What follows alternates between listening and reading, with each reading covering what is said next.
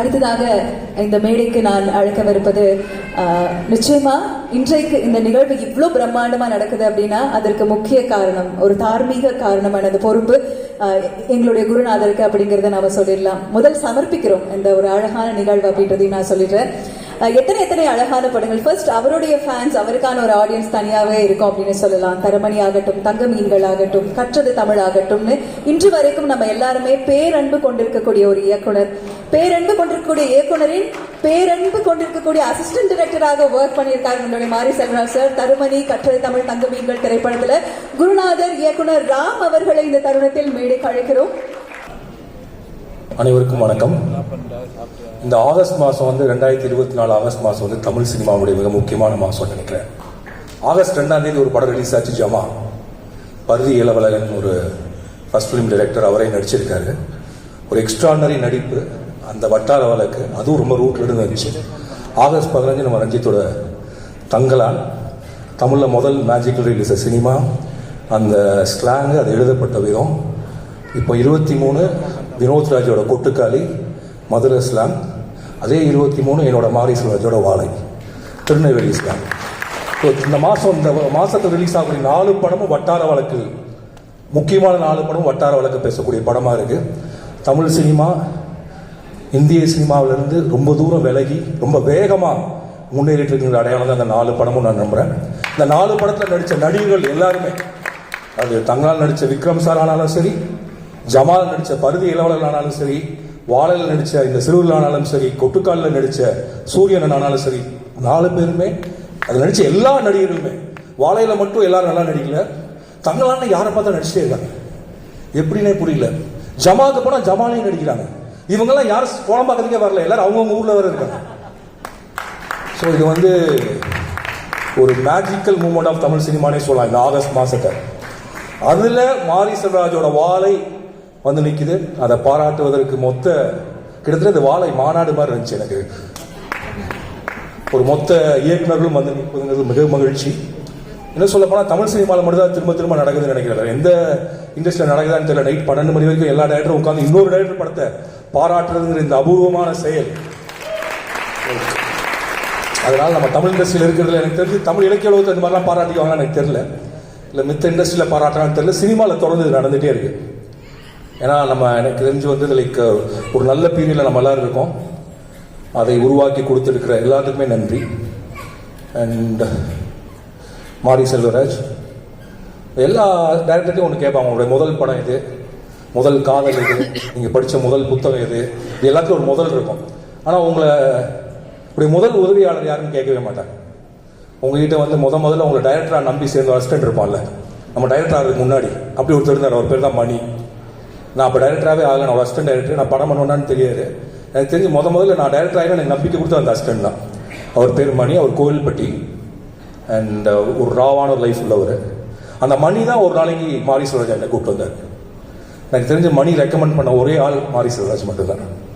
And ஒரு நாள் கொண்டு வந்தார். கட்டளை தமிழ் ஆஃபீஸு, ஒரு மஞ்சள் கலர் லைட்டு, கசகசான ஒரு இருட்டு. இவனும் பயங்கரமாக இருப்பான். அண்ட் சொன்னால் இது அப்போ நான் ஒரு டைரக்டர் தான், நம்ம கையில் எதுவுமே இல்லை, இவரை வேலைக்கு சேர்த்துக்கணுங்கிறான். நம்மளே முதல் படம் பண்ணிட்டு இருக்கோம். இல்லை நீங்கள் சேர்த்து தான் ஆகணும் அப்படின்னு சொன்னான். அப்படி தான் மாரி செல்வராஜ் என் வாழ்க்கையில் வந்தான். அப்படி மாரி செல்வராஜை எனக்கு அறிமுகப்படுத்திய, மாரி செல்வராஜை சினிமாவிற்குள் கொண்டு வந்த அந்த மணிக்கு ரொம்ப நன்றி. அண்ட் அதுக்கப்புறம் கட்டளை தமிழில் நடித்தான். ஆஃபீஸ் பாயாக அசிஸ்டன்ட் டைரக்டர் ஆகி நடிகனாகவும் ஆகிட்டான். கட்டளை தமிழ்ங்கிற காட்டார் என் கூட எல்லாத்தையும் அடிச்சுட்டு போயிடுச்சு. மிச்சம் இருந்தது மாரி செல்வராஜ் மட்டும்தான். ஏன்னா 2007 அந்த படம் அக்டோபர் 5 வந்தப்ப அந்த படத்தை நினைவு வச்சுக்கிறது யாருமே தயாராக இல்லை. கூட வேலை பார்த்தாங்க எல்லாரும் போயிட்டாங்க. போகிறதுக்கு வழி இல்லாமல் இருந்தானான்னு தெரியல, ஆனால் இருக்கேன். ஸோ அப்போ இப்போ வரைக்கும் கூட இருந்துகிட்டே இருக்கான். என்ன படம் பண்ணாலும் அவன் அசிஸ்டன்ட் தான். நான் இப்போ கூப்பிட்டாலும் அந்த வேலை செஞ்சு தான் ஆகணும் அவன். அண்ட் கட்டளை தமிழ்லேருந்து தங்க மீன்கள் 6 வருஷம். நம்ம எல்லா படமும் 6 வருஷம் 5 வருஷம் கேப் தான். அண்ட் 2013 இதுக்கு நடுவில் என்ன ஆச்சுன்னா, என்ன பண்ணுறதுனே தெரியல. டெய்லி என்ன பண்ணுறது, ஆஃபீஸில் உட்காந்துட்டு. அப்போ இந்த பிளாக் ஸ்பாட்லாம் ஸ்டார்ட் ஆகுது. அப்போ காட்சின்னு ஒரு பிளாக் ஸ்பாட் பண்ணோம். அதில் எல்லாத்தையும் எழுதலாம் அப்படின்னு முடிவு பண்ணோம். அப்போ எங்கூட இருந்த நிறைய ராஜுகள் எழுதினாங்க. மாரி செல்வராஜ், சாம்ராஜ், கணேஷ்ராஜ், பல ராஜ்யங்கள் எழுதினாங்க. இந்த இப்போ கொடைமடம் நாவல் எழுதியிருக்க சாம்ராஜ் காட்சிகள் எழுத தொடங்கினாரு. அற்றவைகள் நிரம்பியல்ங்கிற நாவல் எழுதின யமுனா அதில் தான் முதல்ல அவங்க தொடங்கினாங்க. நம்ம திரு மணியரசனுடைய மனைவி லட்சுமி அம்மாவோட பயோகிராஃபி அதில் தான் தொடங்கணும்.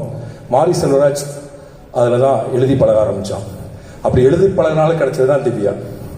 காட்சியில் படித்த ஏதோ ஒரு கதையை பார்த்து அப்படிதானே இல்லையா, அப்படிதான் என்கிட்ட சொன்னா, அது உண்மையானு தெரியல. அந்த கதையை பார்த்து எனக்கு தெரியாம என் ஆபீஸ்ல என் இன்டர்நெட்ல சேட் பண்ணி தொடங்கின காதல் தான் மாரி செல்வராஜ் திவ்யா காதல். அண்ட் திவ்யா மாரி செல்வராஜுடைய வாழ்க்கையில மிக முக்கியமான ஒன்று நான் நினைக்கிறேன். திவ்யா இல்லாமல் இன்னொருவர் இருந்திருந்தா மாரி செல்வராஜ் இவ்வளவு உயரத்துக்கு வந்திருக்க முடியாது. ரொம்ப நன்றி திவ்யா.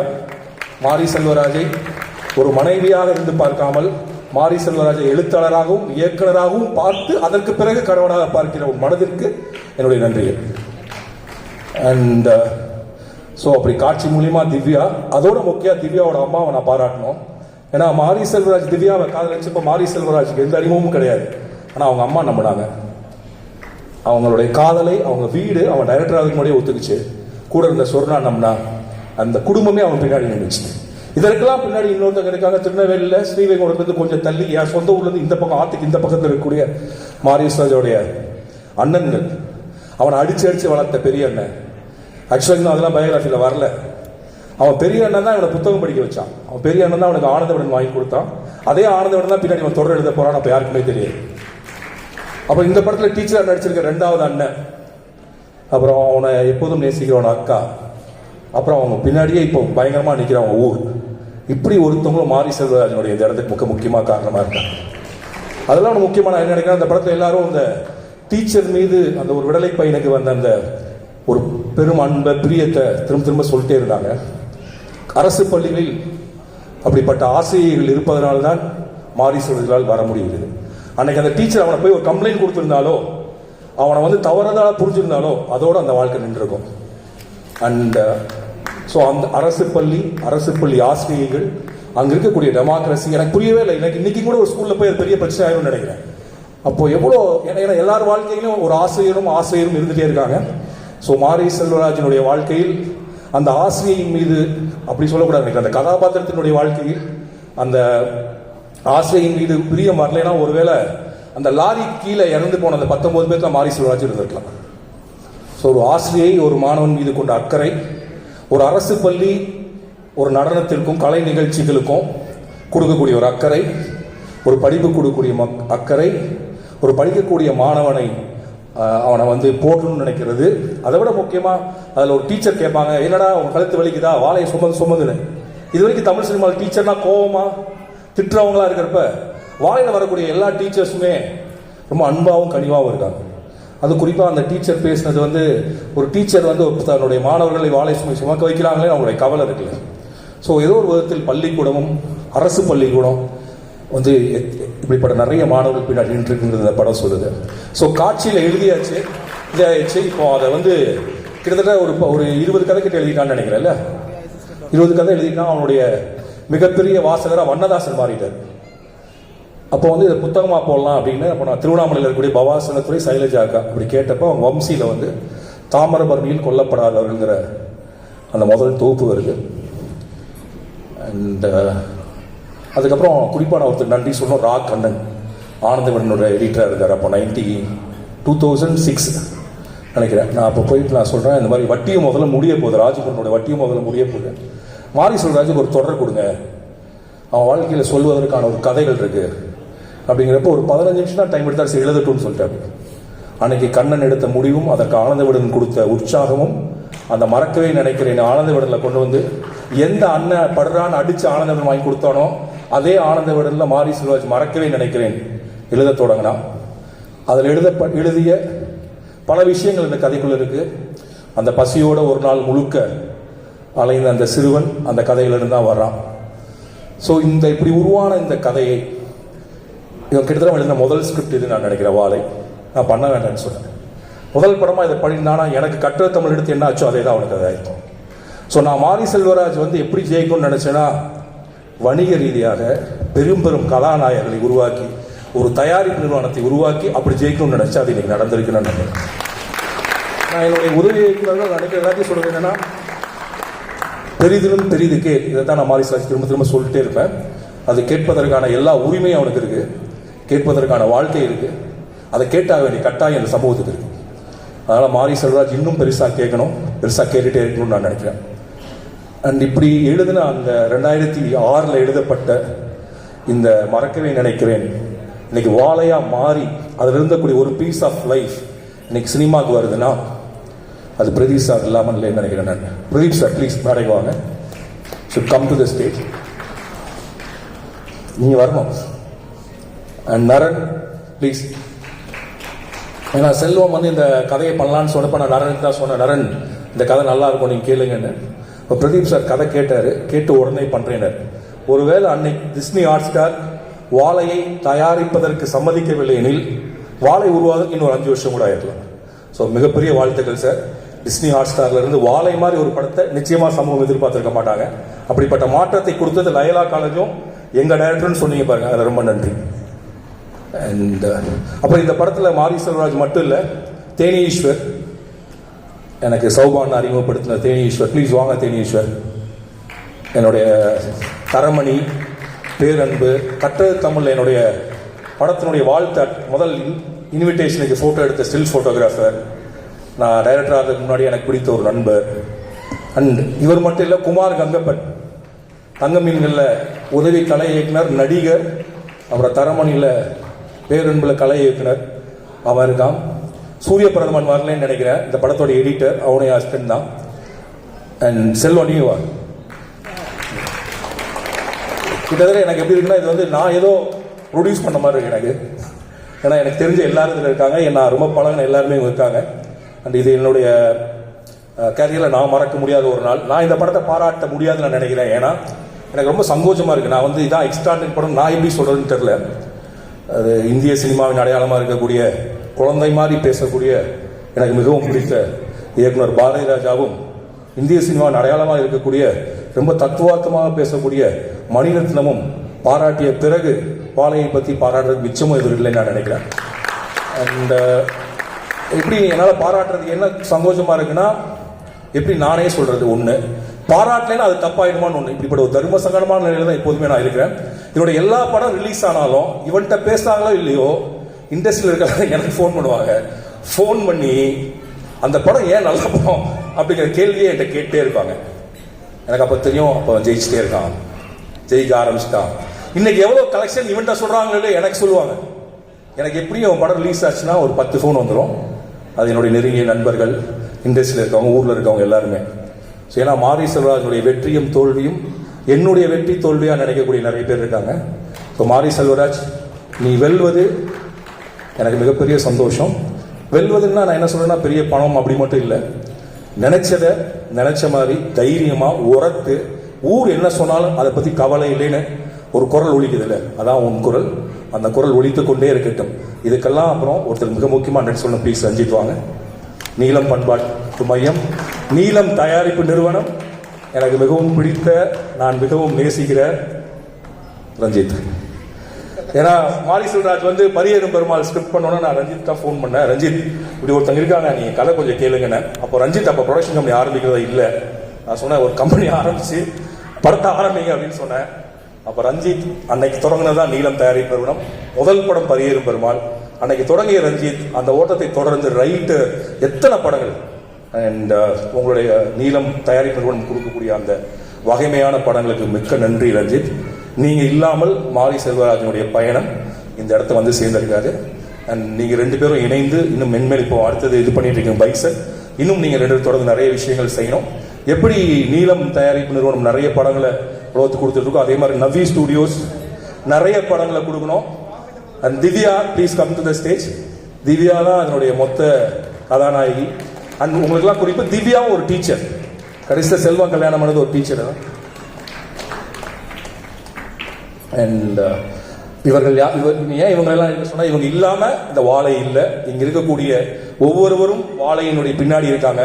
அப்புறம் வாழை சொல்வது இதுதான் நான் நம்புறேன், ஒரு உழைப்பின் மீது நடக்கக்கூடிய உழைப்பு சுரண்டல், இல்லாட்டி உழைப்பை கொச்சைப்படுத்துவது, உழைப்பை திருடுவது, நம்ம எத்தனை நாள் ஒழிச்சு வச்சிருந்தாலும் அந்த உழைப்பு சுரண்டலால் உழைப்பை சுரண்டியதால் நடந்த விபத்துகளுக்கான நீதியை கேட்டு அந்த உழைப்பாளிகள் ஒரு நாள் வந்தே சேருவார்கள். 1999 நடந்த ஒரு உழைப்பு சுரண்டலுக்கு நீதி கேட்டு ஒரு படத்தை அந்த ஊர்ல இருந்தே வந்து அதை உயிர் தப்பித்த ஒருத்தன் எடுத்து நம்ம முன்னாடி வச்சிருக்கான். மொத்த சமூகத்துக்கு முன்னாடி கேள்வி கேட்கிறான். நீங்கள் சாப்பிடுகிற ஒரு வாழைப்பழத்தில் உங்கள் தட்டின் மீது விரிக்கக்கூடிய அந்த வாழை இலையில் அவன் கேட்கக்கூடிய கேள்வி ஒலித்துக் கொண்டே இருக்கும்.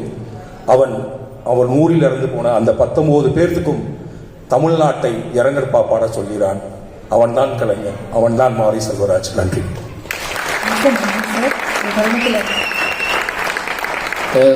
முக்கியமான விஷயம், திங் மியூசிக் டீமை மேலே கூப்பிட்றேன். ஏன்னா திங் மியூசிக் சப்போர்ட் பண்ணது பெரியம்மாலேருந்து எனக்கு வந்து ராம்சா இருக்கும்போது சந்தோஷ் திங் மியூசிக் சந்தோஷ் அவன் டீம் மொத்தமாக மேலே கூப்பிட்றேன். ஏன்னா பிரதீப் சார், நான் ஒரு பிரதீப் சார் வந்து அது மாதிரி 2 வார்த்தை பேசணும்னு நினைக்கிறேன். பிரதீப் சார், இந்த வாழையை ஒரு ஏன்னா இந்த படத்தை முடிவு செஞ்சது நீங்க தான்.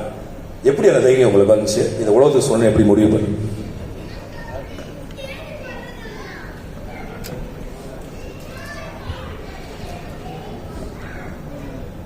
Hi, thank you Santosh and Think Music team for giving us a great musical journey. இந்த படம் வந்து அதோட கதை, அதோட மேக்கிங் எல்லாமே தாண்டி இசையும் இதில் ஒரு பெரிய ரோல்.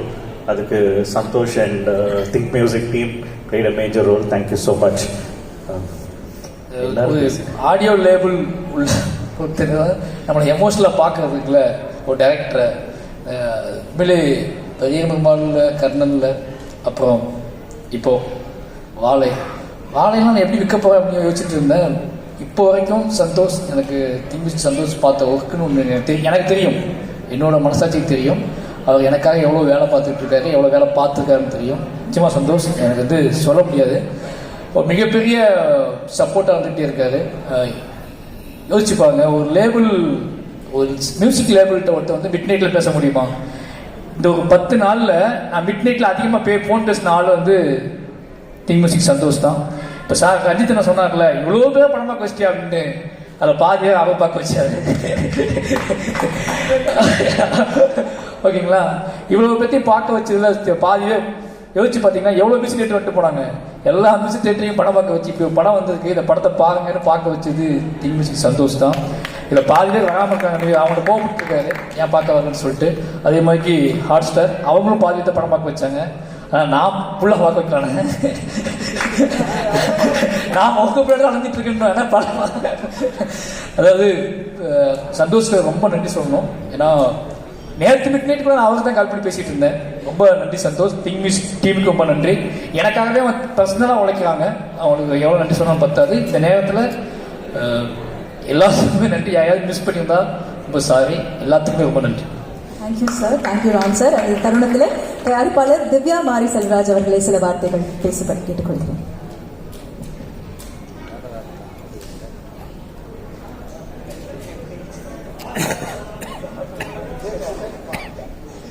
எல்லாருக்கும் வணக்கம்.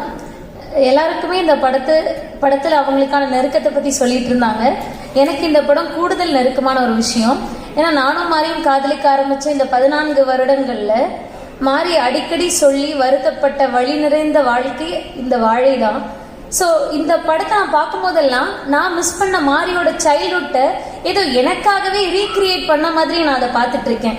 ஓகே, மாரி சின்ன வயசுல இப்படி தான் இருந்திருப்பாருன்னு எனக்காக பர்சனலாக ரீக்ரியேட் பண்ணி ஒரு காதலன் ஒரு காதலிக்கு கொடுத்த பரிசா அவனோட வழியையும் அவனோட வாழ்வையும் கொடுத்ததா நான் பார்த்தேன்.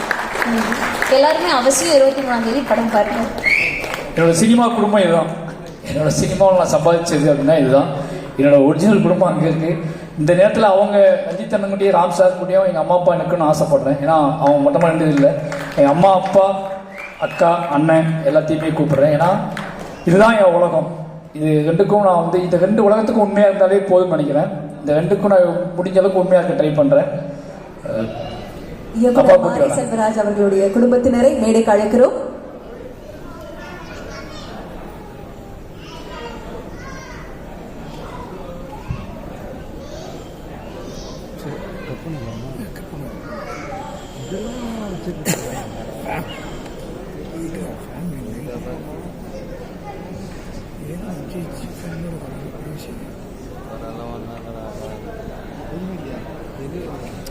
ஃபோட்டோ மாதிரி ஸ்லைட் ஆகலாம் போதும்.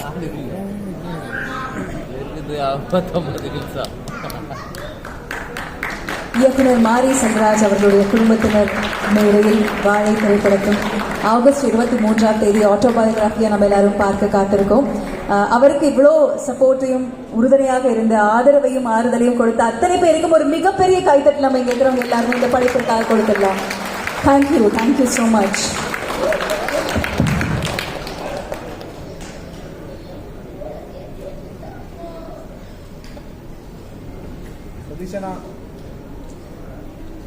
Disney Plus Hotstar, Navi Studios, Farmers Master Plan Production presents Vaalai from Mari Selvaraj, released by Red Giant Movies, August 23ஆம் தேதி நாம் எல்லாரும் பார்க்க காத்திருக்கோம். மேடையில் இருக்கக்கூடிய அத்தனை இன்று வந்திருந்த அத்தனை கலைத்துறையினருக்கும், நடிகர்களுக்கும், தயாரிப்பாளர்களுக்கும், மேடையில் வீற்றிருக்கும் அவ்வளவு பேருக்கும் எங்களது மனமார்ந்த நன்றிகளை இந்த தருணத்தில் தெரிவித்துக் கொள்கிறோம். உதவி இயக்குநர்களையும் நடை கூப்பிடுறேன். இந்த குடும்பத்தின் கடைசி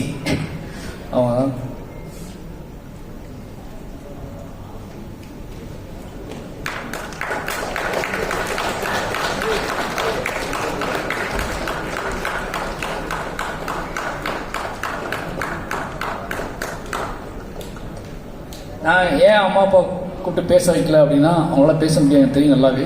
ஏன்னா எனக்கே இந்த மற்ற படத்துலலாம் அவங்க ஏதாவது பேசுவேன், இந்த படத்தில் பேச முடியாத ஒரு மாதிரி இருக்கு மனநிலை. கூப்பிட முடியாது, பேச முடியல எனக்கு. அதனால தான் அம்மா அப்பாவை வந்து அப்படியே வச்சுருந்தேன். ரொம்ப நன்றி எங்கள் அம்மா அப்பாவுக்கு. ஏன்னா மெயின் காரணம் என்னென்னா, நான் இப்போ சின்ன வயசில் நான் என்ன பண்ணாலும் திட்டிகிட்டே இருப்பாங்க. இப்போ நான் என்ன பண்ணாலும் மற்றவங்க பாராட்டுறது மூலமாக என்னை அவங்க மன்னிச்சு விட்டுதாங்க. பட் அவங்களுக்கு இதில் உடன்பாடு இருக்கா இல்லையான்னு தெரில. இந்த கதையில் நான் சொல்வது மூலமாக எங்கள் அம்மா அப்பாவுக்கு, என் குடும்பத்துக்கு உடன்பாடு இருக்கான்னு தெரில. பட் ஊரும் உலகமும் சமூகமும் பாராட்டுறதை பார்த்துட்டு இவன் ஏதோ நல்லது தான், இவன் ஏதோ கரெக்டு தான் போல இருக்குது அப்படின்னு நம்பி தான் இந்த சமூகம் கொடுக்குற பாராட்டு அடிப்படையில் தான் என்னை விட்டுக்கிட்டு இருக்காங்க. ஒருவேளை இது வேறு மாதிரி ரியாக்ட் பண்ணியிருந்தால் இவங்க பிடிச்சி கட்டி போட்டிருப்பாங்க. அதனால் எப்போவுமே ரொம்ப அம்மா அப்பாவுக்கு இந்த ரொம்ப நன்றி சொல்லிக்கிறேன். ஏன்னா ஃபஸ்ட் டைம் இப்போ தான் அவங்களாம் இந்த 4வது படத்துக்கு இவ்வளோ வெற்றி அடைஞ்சதுக்கப்புறமும் ஃபஸ்ட் டைம் இப்போ தான் எங்கள் அம்மா அப்பா நான் மேடையில் ஏற்றிருக்கேன். அது காரணம் இந்த படம் எடுத்ததுக்கப்புறம் தான் இதை பண்ணணும் அப்படின்னு முடிவு பண்ணியிருந்தேன். இவ்வளோ பெரிய வெற்றியை கொடுத்த மக்களுக்கு நன்றி. இந்த நேரத்தில் என்னோட நடிகர்கள் பொன்வேல் ராகுல் அவர்கிட்ட மேலே கூப்பிடுறேன். அதே மாதிரி என்னுடைய ஒத்துமொத்த நடிகர்களையும் வந்து மேலே வர சொல்கிறேன். ஏன்னா இதே மாதிரி இதெல்லாம் இந்த கதையை சொல்லி நிகிலா அம்பல், கலையரசன், திவ்யா, பத்மன் எல்லாருமே புளியமன் வேலையா வாங்க, புளியமன் எல்லாருமே கிளம்பி வாங்க. திலீப் மாஸ்டர், ஊர் மக்கள் வாங்க, எல்லா ஊர் மக்களும் கிளம்பி வாங்க. வாங்க வாங்க வாழை திரைப்படத்தின் வாங்க. மீனாட்சி வாங்க, மீனாட்சி இளையராஜா வாங்க. அவங்க வந்து வாங்க வாங்க வாங்க. ஊர் தலைவரே வந்திருக்காரு. நான் என்ன சொன்னாலும் இது வந்துட்டான் ஆரம்பிச்சிட்டோம்னா எல்லாரும் லீவ் போட்டு எனக்காக வேலை செய்வாங்க. இது அப்படியே கண்டினியூட்டி, இது அப்படி பைசல்லையும் இருக்கும் அந்த டீம்.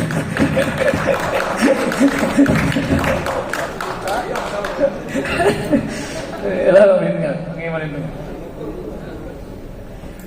இவங்க நிறைய நான் கஷ்டப்படுத்திருக்கேன். இந்த மக்களை நிறைய நான் வந்து அவங்களுக்கு ஏதோ ஒன்று கடத்தகதா சொல்லி கஷ்டப்படுத்தியிருக்கேன். அவங்களுக்கு புரிய வச்சுருக்கேன். என்னையை நம்பி எங்களுக்கு கதைகளை நம்பி நான் என்ன சொன்னாலும் திருப்பி செஞ்சுக்கிட்டே இருக்காங்க. இந்த வாழையோட வெற்றி அப்படிங்கிறது, இந்த வாழை படம் எடுத்து முடிச்ச கடைசி நாள்லேயே அது முடிஞ்சிச்சு. ஏன்னா அவ்வளோ சப்போர்ட் பண்ணாங்க எல்லாருமே.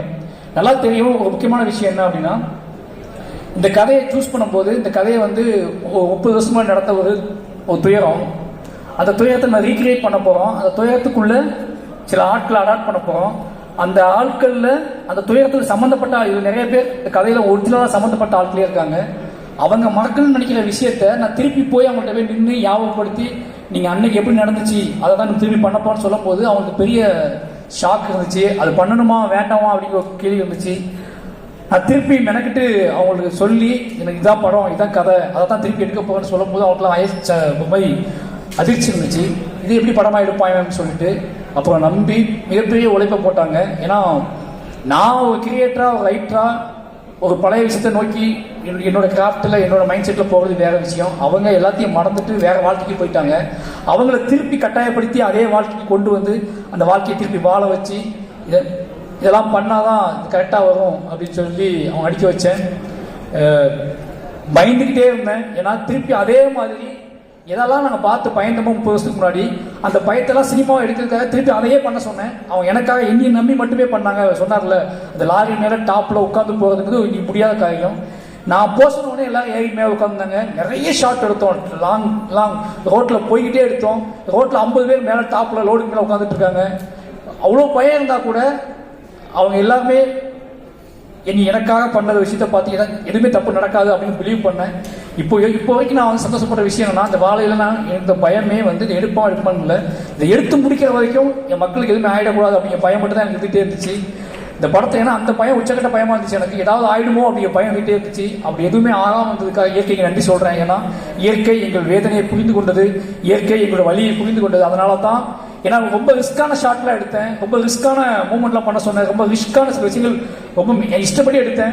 அதுக்கு எல்லாமே அவங்க ரொம்ப சப்போர்ட் பண்ணாங்க. ரொம்ப நன்றி. இந்த டீமோட மேனேஜர்ஸ் வெங்கட் எல்லாமே டீம் மொத்தமாக வாங்க சம்மந்தப்பட்ட எல்லாம் வந்துருங்க, பேர் வரமாட்டேங்குது.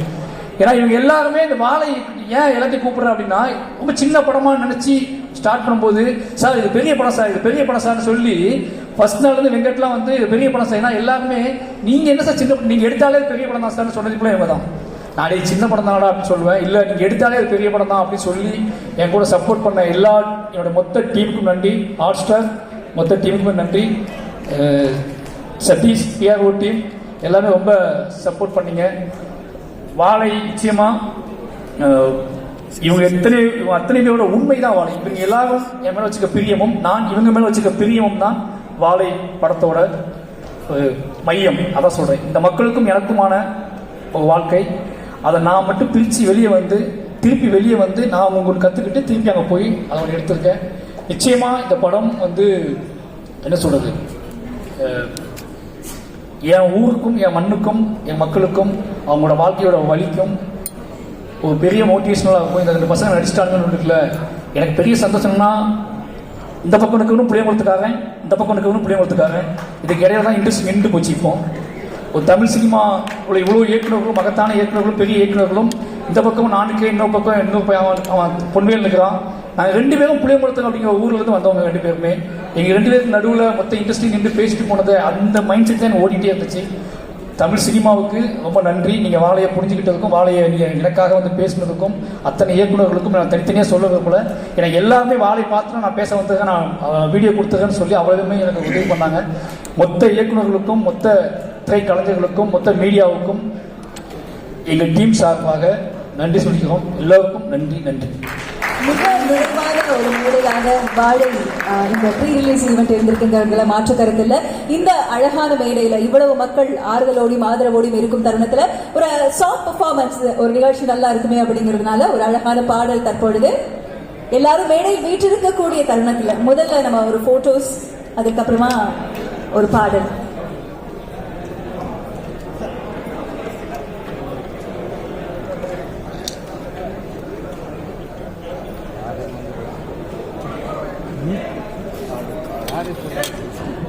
ஆமாம், 4 மணி நேரம் 5 மணி நேரம் எடுத்துக்கிட்டீங்க. எவ்வளோ எடுத்துக்கிட்டீங்க? சாப்பிட்டு சீட்டாக ஒரு 1 ஹவரில் முடிக்கணும். சும்மா 4 மணி நேரம் இவ்வளோ பேர் பேசுனாலும் எல்லோரும் பார்ப்பாங்கன்னு சொல்லுங்கள். யார் நல்லா பேசியிருப்பாங்கன்னு யோசிச்சு அதை மட்டும் பார்த்துட்டு மற்றதெல்லாம் ஸ்கிப் பண்ணிடுவாங்க.